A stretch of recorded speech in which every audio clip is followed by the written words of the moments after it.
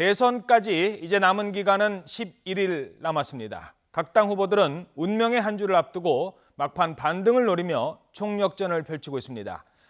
당선되자마자 별도의 인수위를 꾸릴 시간도 없습니다. 바로 대통령 임기가 시작되는 만큼 미리 내각 구상안도 내놓고 있는데요. 관련해서 최창렬 용인대 교수, 추은호 YTN 해설위원과 얘기 나누도록 하겠습니다. 안녕하십니까? 예, 안녕하세요. 일단 문재인 후보, 민주당 문재인 후보 어제 방송기자클럽에서 차기 총리 인선과 관련해서 입장을 내놨습니다. 그 내용을 먼저 들어보도록 하시겠습니다. 분명한 것은 총리는 저는 대탕평 또 국민 대통합 이 관점에서 인선할 그럴 계획이고, 당연히 제가 영남인 만큼 영남이 아닌 분을 적어도 초대에는 그런 분을 총리로 모시겠습니다.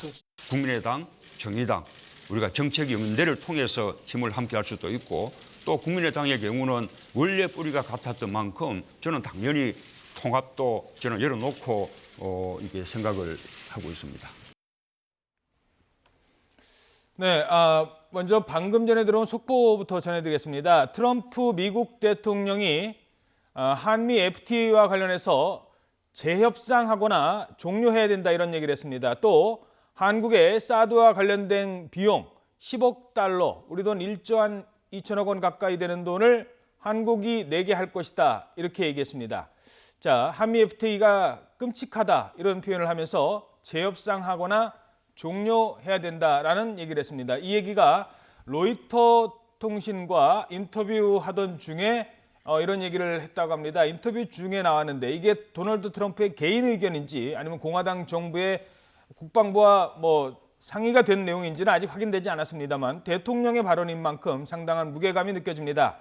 자, 또 북한과 이 심각한 충돌이 있을 수 있지만 외교적 해법을 선호한다고도 밝혔습니다. 가장 지금 눈에 띄는 대목은 어제부터 본격 가동에 들어갔는데요. 사드 그 비용을 우리 정부가 기존에는 국방부가 밝혀온 내용에 의하면 우리 정부는 사드 운용과 관련해서 옆에 무슨 관사를 짓는다거나 미군이 주둔할 수 있는 부지를 제공한다거나 이 정도만 협조를 하지 실제 운영 비용은 미군이 부담을 한다라고 알려져 왔는데, 트럼프의 사드 비용 10억 제공하게 할 것이다 라는 발언은 또 다른 맥락으로 다가오는 것 같습니다. 지금 사드 찬반 논란도 뜨거운데요. 여기에 대해서 오늘 아마 또 대선 TV 토론에서 이 얘기가 나올지도 모르겠습니다. 자세한 내용은 잠시 뒤에 전해드리도록 하겠습니다.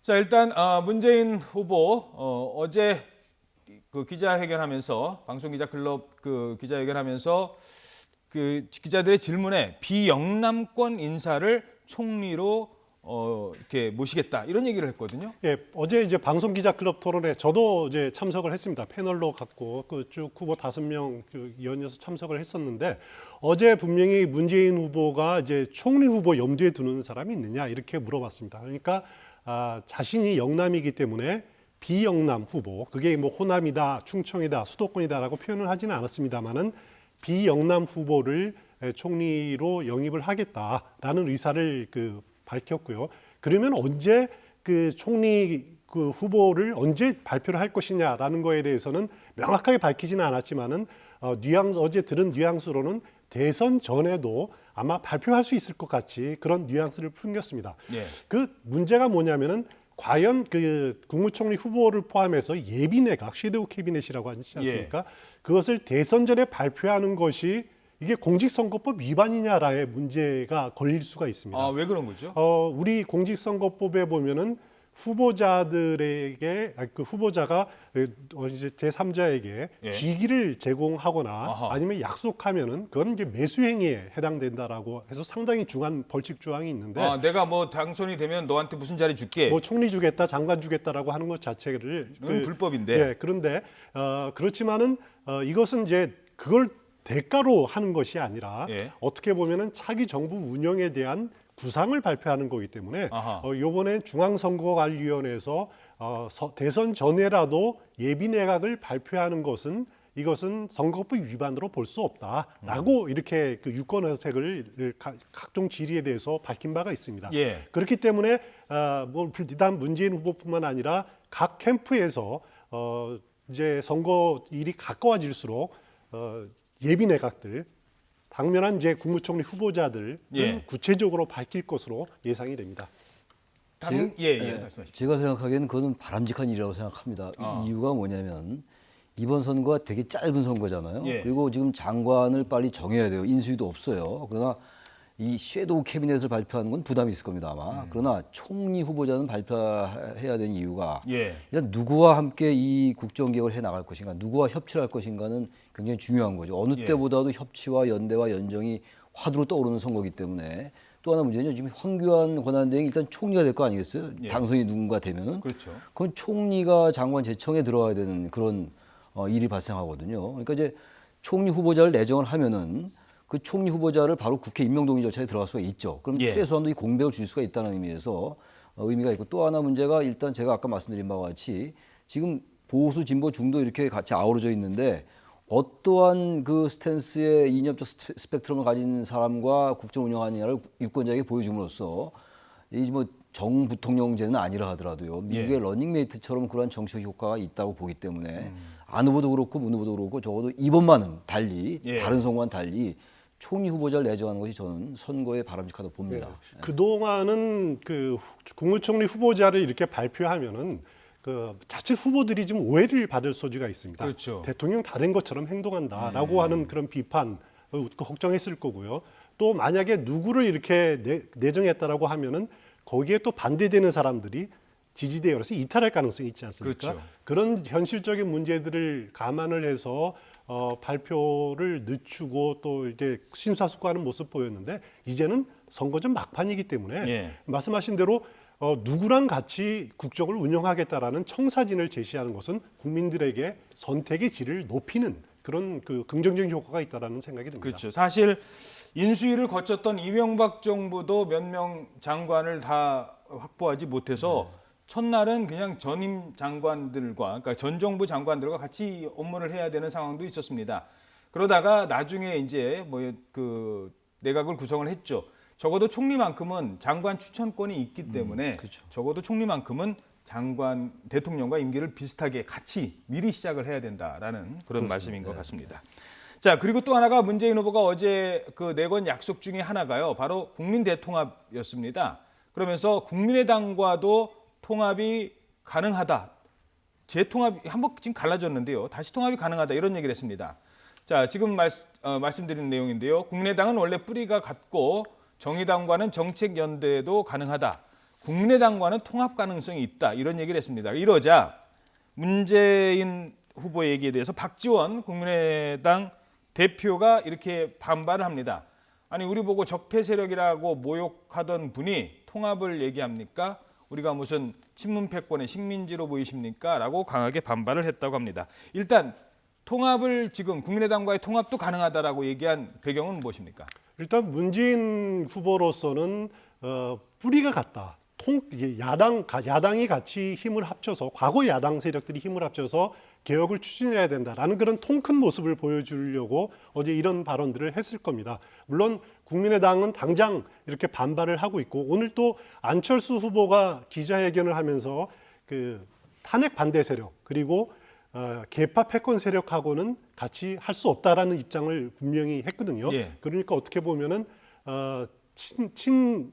친문 세력하고는 힘을 합칠 수가 없다라는 점을 분명히 했기 때문에 현실적으로 나중에 대선이 이후에 통합이 될 것이다. 당대당 통합이 될 것이다. 라고 보기에는 좀 무리는 있을 것 같습니다라마는 그래도 문재인 후보로서는 이런 식으로 계속 자신들이 개혁 세력들의 맏형이다라는 점들을 과시하기 위해서 이런 언급을 하지 않았느냐라고 예측해 볼 수 있습니다. 그러니까 다음 대통령은 통합 대통령이 돼야 된다는 그 명제에 대해서는 누구도 반대하지 않는데 통합 대통령이 다른 당과의 그러니까 국민의당과의 통합까지도 생각한다. 정당과의 통합. 요거는 좀 더 한 발 나간 것 아니겠습니까? 이번에 대통령이 누가 돼도 어차피 개편은 전 불가피하다고 봐요. 지금 예. 전반적으로 이제 5당 체제인데 예. 다당 체제가 바람직하다 하더라도요. 3당 정도는 몰라도 5당으로 간다면 너무 이념적 스펙트럼도 너무 갈라지고 말이죠. 예. 정치적 이해 타산 때문에 입법에 상당히 어려움이 있을 거예요. 아마 그래서 문재인 후보 측도 그렇고 안철수 후보 측도 그렇고요.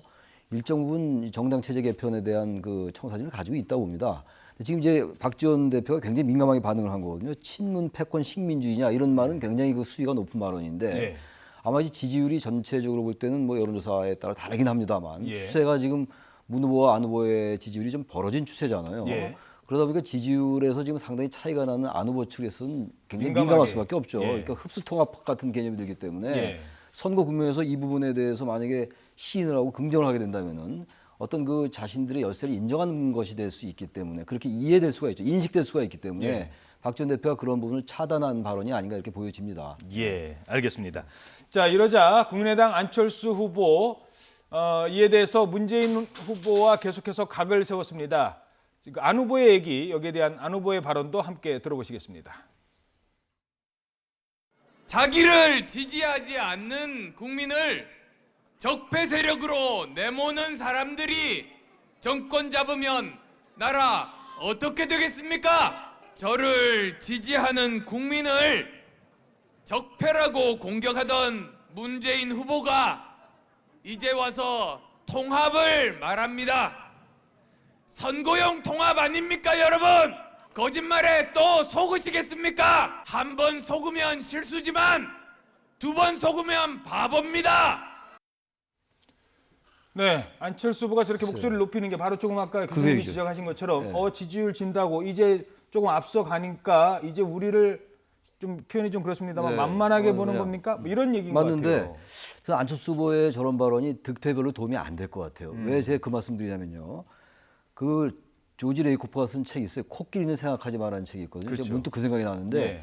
코끼리를 생각하지 말면 자꾸만 코끼리 생각이 나요. 예. 근데 적폐청산이라는 단어가 굉장히 거부감을 주기 때문에 의미는 다 이해를 한다 하더라도 그래서 적폐청산이 어떻게 이번 대선에서는 굉장히 금기어로 돼 있거든요. 적폐란 단어, 청산이라는 단어. 근데 지금 적폐란 단어를 썼어요. 적폐 세력과 통합, 적폐 세력과 연대한다고 해놓고 왜 이제 와서 적폐 세력과 이렇게 같이 하려고 하냐 이런 얘기인데 그럼 적폐가 다시 떠올라요. 근데 이 적폐를 지금 안철수 후보가 얘기를 했잖아요. 예.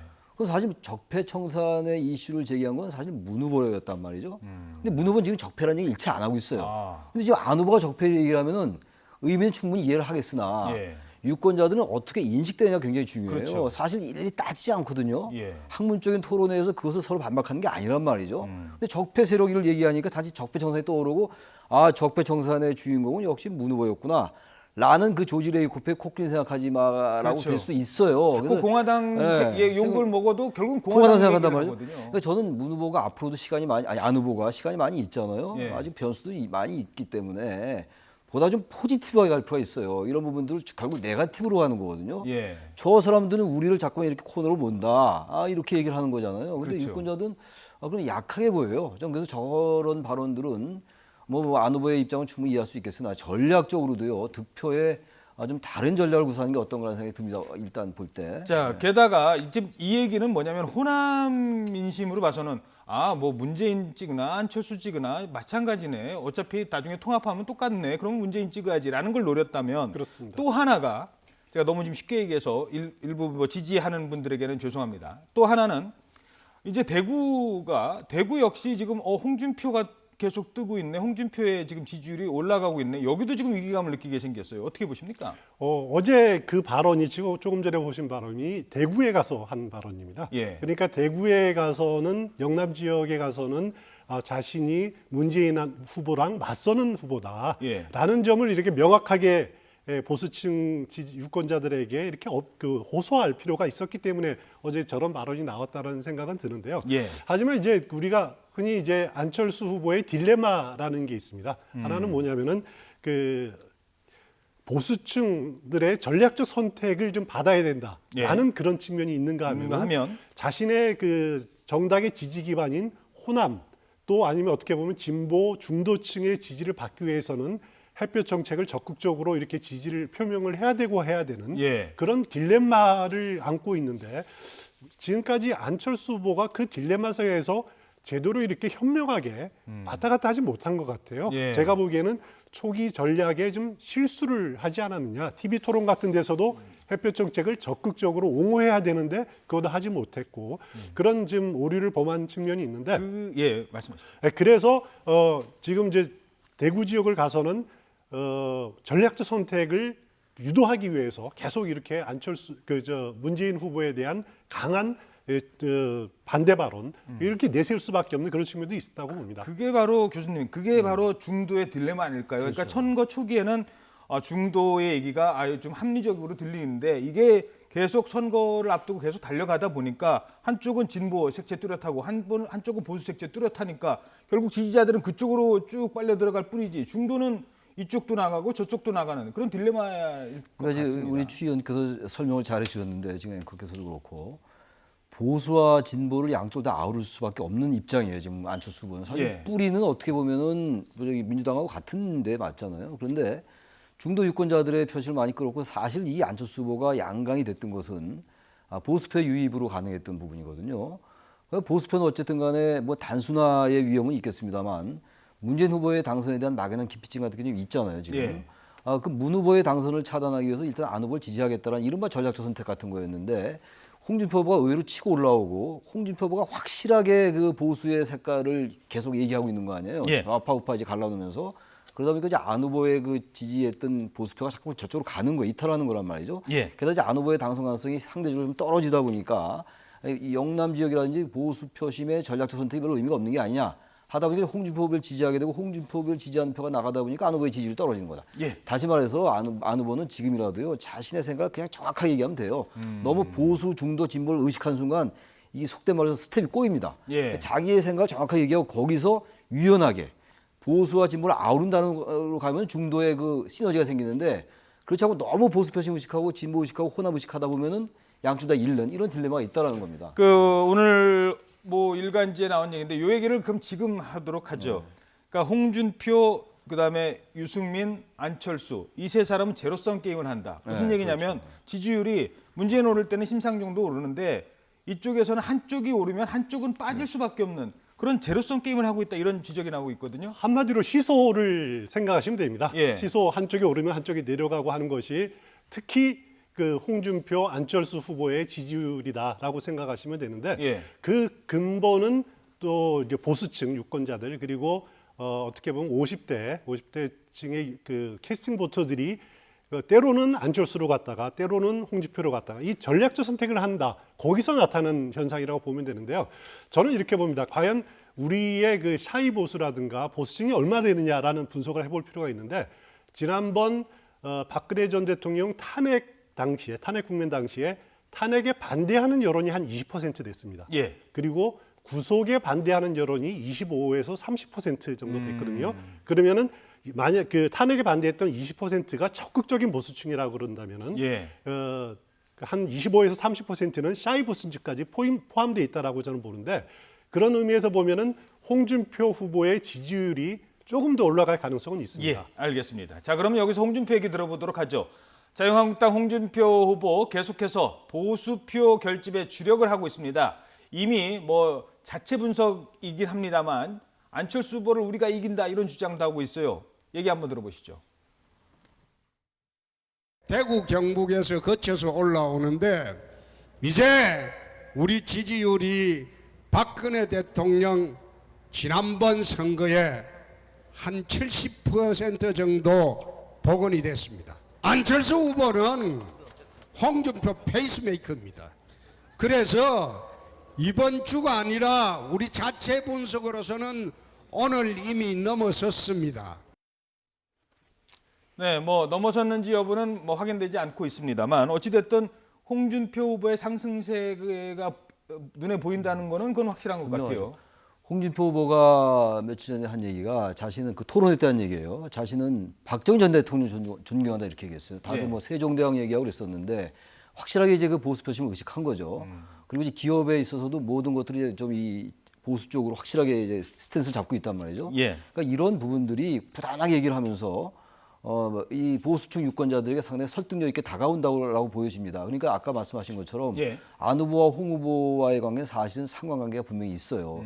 인과관계까지는 모르겠는데 예. 안 후보가 빠지면 홍 후보가 올라가요. 지금 안 후보 빠지면서 홍 후보 올라가고 유승민 후보도 약간 상승세가 있고 그래요. 예. 그러다 보니까 아까 말씀하신 것처럼 문 후보나 심 후보는 같이 올라가는 경향이 있고 예. 같이 가는 거예요 지금. 그러니까 정권 교체는 이미 됐다라고 보고 문 후보를 지지했던 일부 진보가 잠깐 심 후보한테 가는 거예요. 심상정 후보에게 토론에도 잘하고 그랬으니까. 예. 근데 이제 안 후보와 홍 후보는 완전 제로섬 게임. 아까 시소 게임 시소 말씀하셨는데 그렇게 가다 보니까 안 후보의 지지율 떨어지는 게 홍 후보가 올라가고 그리고 확실하게 지금 홍준표 후보는 영리한 선거 전략을 구사하고 있다고 좀 봐요.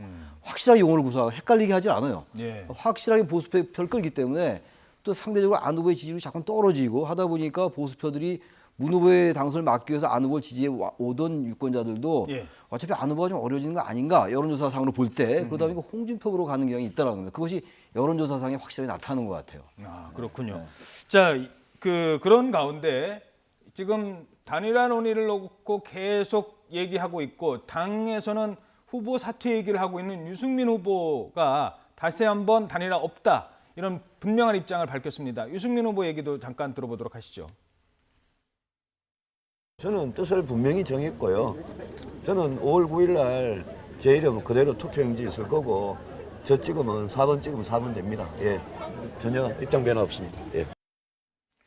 자, 당대표는 주호영 대표는 단일화 가능성 아직도 문 닫은 것 아니다 얘기하고 있고 김무성 전 대표는요. 중앙선대위원장인데 지난 21일을 끝으로 유세에 나오지 않고 있다고 합니다. 그렇습니다. 지금 이거 어떤 현상입니까? 오늘도 바른정당 이제 의원들이 모여가지고 그 회의를 다시 했습니다. 예. 그 일부 조찬 모임을 했는데 여기서 이제 그 서명을 받자 그런 이야기도 나왔는데 결국 이제 유승민 후보 사퇴해야 되는 것 아니냐, 아니면은 거기까지는 아니라도 3자 단일화 진행해야 되는 것 아니냐라고 이제 요구하는 그런 서명을 하기로 했는데 지금 유승민 후보의 입장과 또 당의 입장은 다를 수가 있습니다. 또 의원 개개인의 입장은 다를 수가 있는데 그래도 제가 보기에는 유승민 후보는 뭐 끝까지 완주하겠다는 의사는 분명히 밝히고 있지만은 유승민 후보가 지금까지의 유세 과정에서 보면은 안보관에서는 홍준표 후보와의 차별화를 보이지 못했다.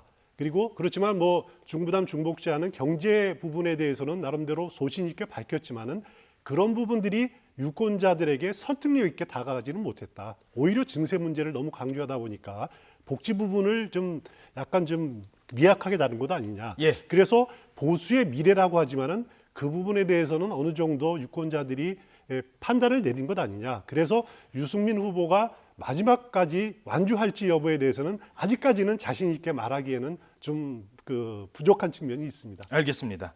자, 정의당 얘기도 해보죠. 정의당 심상정 후보 최근에 지지율 상승세에 상당히 고무가 된 모습을 보이고 있습니다. 문재인 후보와 양강구도를 형성하겠다 이런 주장까지 펼치고 있습니다. 직접 들어보시죠. 이 촛불 대선의 가장 바람직한 구도는 문재인 대 심상정 구도다. 심상정 대 문재인 구도다. 이렇게 생각합니다. 그래서 일단 홍준표 후보를 제껴서 1강 2중을 만들고 그다음에 이제 심상정 문재인 구도 만들고 아마 5월 9일 투표할 쯤 되면은 누가 대통령이 될 것인가 국민들이 따지게 될 것입니다. 예.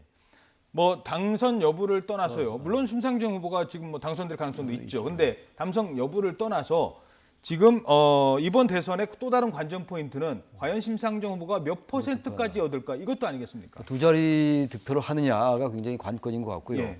이번 4번의 토론회에서 가장 발군의 실력을 보여준 것은 심상정이다. 예. 라는 명제에는 이견을 달지 않을 거예요. 아하. 누가 무엇을 지지하든 간에. 그리고 심 후보가 굉장히 메시지가 정확해요. 그리고 예. 논리가 정확하고 따라서 이 심상정 후보의 어떤 진보 성향의 그런 메시지에 동의하지 않는다 하더라도 심 후보가 상당한 그 득점을 하고 있는 겁니다. 예. 그러니까 지금 사실 심상정 후보가 이 대선 초기에는 사실 주목을 거의 못 받았어요. 워낙 정의당이 6석밖에 안 되니까. 그렇죠. 그리고 워낙 우리 사회에서 진보에서 저 왼쪽으로 많이 가 있는 정당에 대해서 사실 지지도가 좀 떨어지는 게 사실이었잖아요. 그럼에도 불구하고 사실 심상정 후보의 얘기들이 상당히 중도 진보에 가까운 명제들도 많이 있단 말이죠. 그러다 예. 보니까 그야말로 양강까지 물론 선거 전략이긴 합니다만 양강까지 얘기하고 있는데 어쨌든 이번 대선에서 나중에 몇 %가 득표할지 모르겠으나 굉장히 심상정 후보의 이 메시지는 소중한 것이다. 그리고 진보의 가치를 분명히 보여주고 있는 것이기 때문에 나름 예. 의미가 있다라고 보여집니다. 시간 30초밖에 없는데요. 네. 아까 트럼프가 뭐 사드 배치 돈 한국 정부도 부담해야 된다 이런 얘기까지 지금 나오고 있지 않습니까? 그렇습니다. 오늘 TV 토론 때 또 요 얘기 나올까요? 안보 오늘- 얘기 또 나올까요? 오늘 물론 뭐 경제 분야입니다만. 경제 분야고 오늘 TV 토론이 굉장히 왜 중요하냐면은 여론조사 금지 공표 금지가 5월 3일부터입니다. 아. 그러니까 마지막 그 여론조사에 반영되는 마지막 TV 토론입니다. 예. 그래서 오늘 경제뿐만 아니라 오늘 트럼프 대통령의 발언 이 문제까지도 뭐 경제하고 관련된 부분들이니까 그렇죠. 돈을 내라는 충분히 거니까요. 논의가 될 것 같습니다. 예, 알겠습니다.